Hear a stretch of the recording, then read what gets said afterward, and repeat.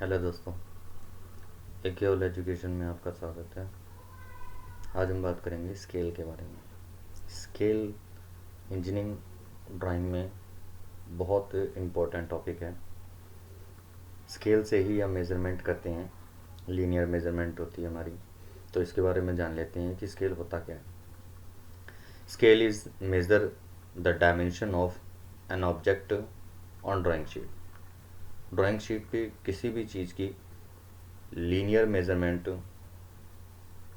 किसी भी डिस्टेंस का मेज़रमेंट, किसी भी ऑब्जेक्ट की डायमेंशनिंग अगर करते हैं मेज़रमेंट के थ्रू, तो वो स्केल से करते हैं। स्केल में भी represented in following way. Scale हमारे जो हैं 3 टाइप के होते हैं। First, full scale. Second, increasing scale. And third, reducing scale. ये कुछ नेचर हैं स्केल के, कि स्केल को हम रिप्रेजेंट कैसे करते हैं। सबसे पहला है full length. The actual dimension of an object are represented actually on the drawing sheet.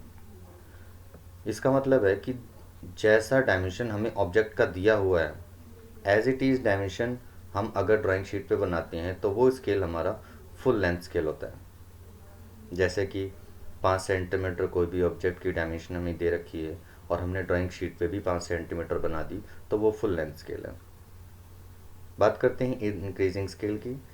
The actual dimension of an object are increase in same suitable portion. Increasing scale को हम enlarging स्केल भी बोलते हैं। इसका मतलब होता है कि स्केल को बड़ा करके दिखाना, इंक्रीज करके दिखाना। फॉर एग्जाम्पल, कोई भी एक छोटा ऑब्जेक्ट दिया हुआ है जिसे हम ड्राइंग शीट पे अगर बनाएंगे तो बहुत ही छोटा लगेगा, तो उसके स्केल को हम बढ़ा देते हैं, इंक्रीज कर देते हैं। कोई भी अगर ऑब्जेक्ट की डायमेंशनिंग हमें फॉर एग्जांपल 2 सेंटीमीटर दे रखी है, तो ड्राइंग शीट पे 2 सेंटीमीटर बहुत छोटा दिखेगा, तो उसके स्केल को इंक्रीज करके उसको हम 2 से डबल भी कर सकते हैं, 4 सेंटीमीटर भी कर सकते हैं, उसका भी डबल कर सकते हैं, 4 का 8 सेंटीमीटर भी कर सकते हैं। तो इस टाइप से हम इसके स्केल को बढ़ाते रहते हैं। नेक्स्ट है reducing scale. The actual dimension of an object are reduce to same suitable portion. इसमें क्या रहा है रिड्यूसिंग स्केल में कि इनकी जो भी स्केल है उसको डिक्रीज करके दिखाना, उसके डायमेंशन को कम करके दिखाना। रिड्यूसिंग स्केल को हम डिक्रीजिंग स्केल भी बोलते हैं। तो कोई जैसे बिल्डिंग की हम डायमेंशनिंग कर रहे हैं या टावर की डायमेंशनिंग कर रहे हैं, तो वो डायमेंशनिंग जो है वो ड्राइंग शीट पे हमारे नहीं आ सकती।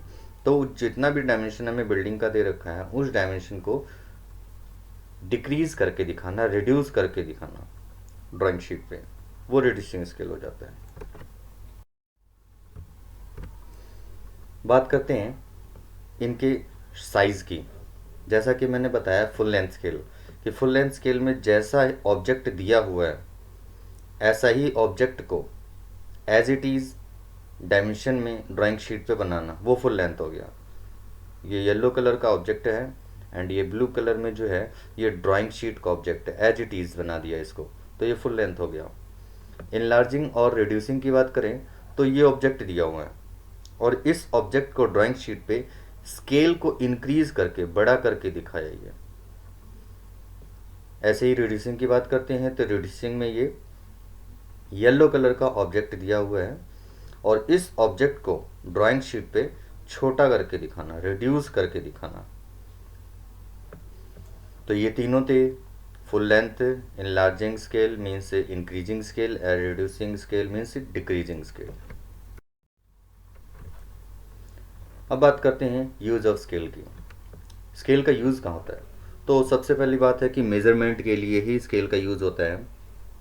To measure the linear dimension of object, किसी भी ऑब्जेक्ट की हम लीनियर डायमेंशनिंग करते हैं स्केल से करते हैं। स्केल इंक्रीज़ अगर स्केल करना हो तो वहाँ पे हम करते हैं, जैसे कोई भी छोटा रिस्ट वॉच है, रिस्ट वॉच में जितने भी डायमेंशन होते हैं वो बहुत ही छोटे रहते हैं, तो उनको बड़ा करके दिखाना ड्राइंग शीट पे वो इंक्रीजिंग स्केल का काम है। और कोई भी ऑब्जेक्ट अगर बड़ा हो तो उसको छोटा करके मेजरमेंट करना ड्राइंग शीट पे वो रिड्यूसिंग स्केल का काम है। तो इंक्रीज स्केल को इंक्रीज करने के लिए स्केल का यूज़ किया जाता है, रिड्यूस करने के लिए स्केल का यूज़ किया जाता है, और लीनियर डायमेंशनिंग करने के लिए स्केल का यूज़ किया जाता है। अब बात करते हैं टाइप्स ऑफ स्केल की। तो टाइप्स ऑफ स्केल यहाँ पे 6 टाइप के आप लोगों को दिखाए गए हैं। 6 टाइप में सबसे पहले जो मेन स्केल आप लोगों के इंजीनियरिंग ड्राइंग में आता है, plain scale and diagonal scale. इन्हीं के बारे में ही हम मेनली पढ़ते हैं, बट यहाँ पे सभी के बारे में मैं बताऊँगा। तो प्लेन स्केल की बात करते हैं। प्लेन स्केल क्या चीज़ है कि जिस स्केल में हमें सिर्फ 2 ही डायमेंशन मेजरमेंट की जाए, 2 डायमेंशनिंग, मीटर एंड डेसीमीटर। तो 2 डायमेंशनिंग की अगर मेजरमेंट की जाएगी तो वो प्लेन स्केल होगा। और डायगोनल स्केल में क्या है, 3 डायमेंशनिंग की अगर मेजरमेंट होगी तो डायगोनल स्केल होगा। प्लेन स्केल में 2 डायमेंशनिंग एंड डायगोनल स्केल में 3 डायमेंशनिंग। 3 डायमेंशनिंग कौन कौन सी है, मीटर, डेसीमीटर एंड सेंटीमीटर, ये तीनों डायमेंशनिंग। बट प्लेन स्केल में मीटर एंड डेसीमीटर की मेजरमेंट के ही बारे में बताया जाता है। थर्ड है वर्नियर स्केल। वर्नियर स्केल क्या है, जहाँ पे एक्यूरेट मेजरमेंट करनी हो किसी भी डायमेंशनिंग की, वहाँ पे वर्नियर स्केल का यूज़ किया जाता है। किसी भी 2 पॉइंट के बीच में, 2 पॉइंट है, उन 2 पॉइंटों के बीच में बिल्कुल एक्यूरेट अगर हमें मेजरमेंट करनी है तो वर्नियर स्केल से यूज़ किया जाता है। आप लोगों ने वर्नियर कैलिपर का नाम सुना होगा। तो वर्नियर कैलिपर जो है वो मेजरमेंट के लिए, लीनियर मेजरमेंट के लिए यूज़ किया जाता है, एक्सटर्नल इंटरनल डायमीटर के लिए। अब बात करते हैं कंपैरेटिव स्केल। तो कंपैरेटिव स्केल एक ऐसा स्केल है कि किसी भी ऑब्जेक्ट का हम 1 टाइम मेजरमेंट कर लेते हैं उसकी एक डायमेंशन का, और बाकी अदर जो भी ऑब्जेक्ट हैं वो कंपेयर करके उसकी मेजरमेंट करते हैं, उसको बार बार चेक नहीं करते हैं। तो इस टाइप का इस स्केल जो होता है वो कंपैरेटिव स्केल होता है। मतलब एक ऑब्जेक्ट को हमने तैयार कर लिया और उसकी एक्यूरेट डायमेंशनिंग ले ली, और बाकी अदर जितने भी ऑब्जेक्ट हैं वो उस ऑब्जेक्ट को कंपेयर करके हम मेजरमेंट करते जाएंगे। तो इस टाइप के स्केल क्या है, कंपैरेटिव स्केल होते हैं। फिफ्थ है scale of chord. Scale of chord में क्या है कि किसी भी, जहाँ पर हम एंगुलर मेजरमेंट करते हैं बट प्रोटेक्टर का यूज़ ना करके किसी की भी एंगुलर मेजरमेंट करनी है, तो उस जगह स्केल ऑफ कॉर्ड का यूज़ होता है। स्केल ऑफ कॉर्ड में आर्क कई सारी होती हैं, उस आर्क की हम एंगुलर मेजरमेंट करते हैं। बात करते हैं आइसोमेट्रिक स्केल की। तो आइसोमेट्रिक स्केल क्या होता है कि एक ऐसा ऑब्जेक्ट हो जिस ऑब्जेक्ट में हमें तीनों व्यू दिखाई दें, फ्रंट व्यू, टॉप व्यू और साइड व्यू, और ये ऑब्जेक्ट जो है वो एक अपनी ग्राउंड लाइन से 30 डिग्री एंगल पे हो। इस टाइप का स्केल जो होता है वो आइसोमेट्रिक स्केल होता है। आइसोमेट्रिक स्केल हमारा पिक्टोरियल स्केल भी होता है, पिक्टोरियल व्यू पे होता है। उस पिक्टोरियल व्यू का ये पार्ट है आइसोमेट्रिक स्केल, आइसोमेट्रिक व्यू। तो आइसोमेट्रिक स्केल क्या हो गया कि जो 30 डिग्री एंगल पे मेजरमेंट होता है कोई भी स्केल, वो आइसोमेट्रिक स्केल होता है। तो मैंने बताया यहाँ पे 2 ही स्केल मेन हैं, प्लेन स्केल और डायगोनल स्केल। तो इन्हीं के बारे में हम पढ़ेंगे। प्लेन स्केल क्या चीज़ है, प्लेन स्केल को हम सिंपल स्केल भी बोलते हैं, और इसमें मैंने बताया कि 2 ही यूनिट की डायमेंशनिंग का मेजरमेंट होता है। Plain scale representing either 2 unit of dimension, metre and decimetre.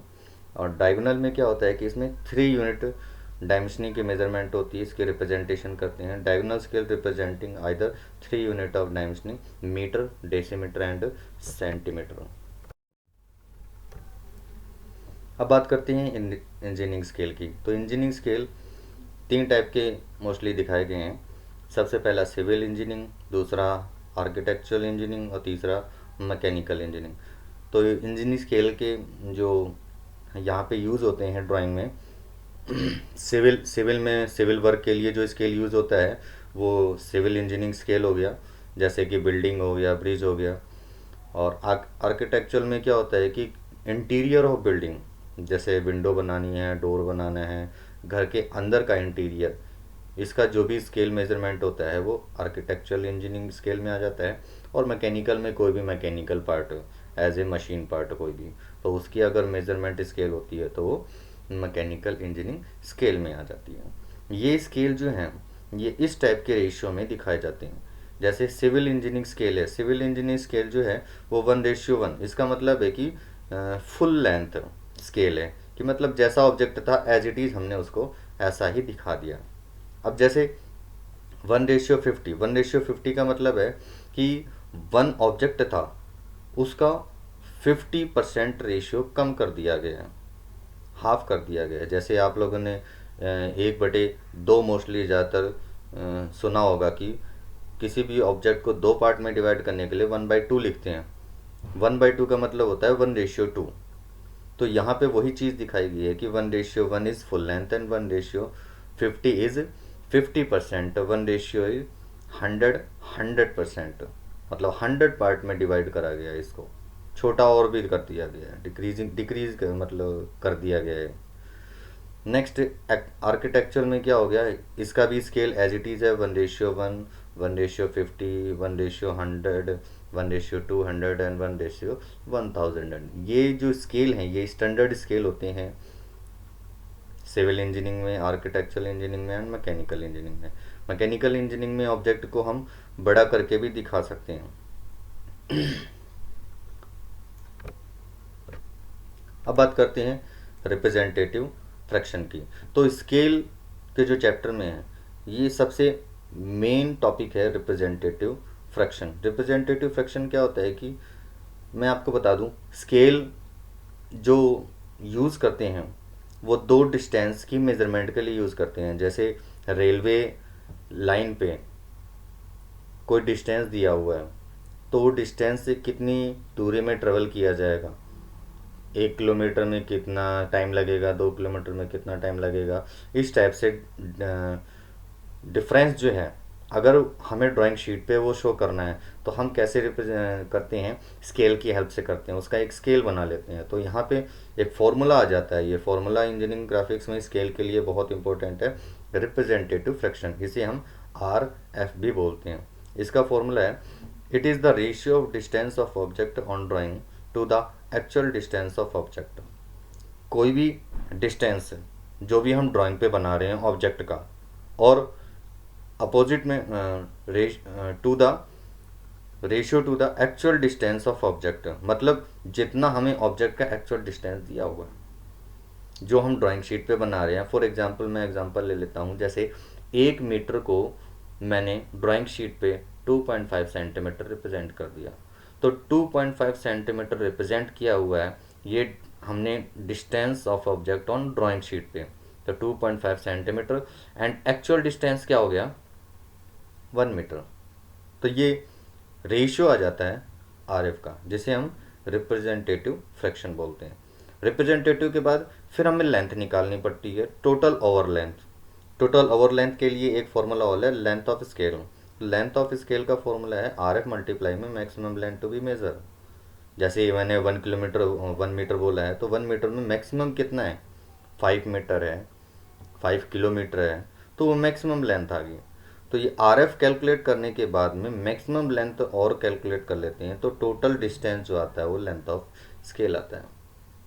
Thank you.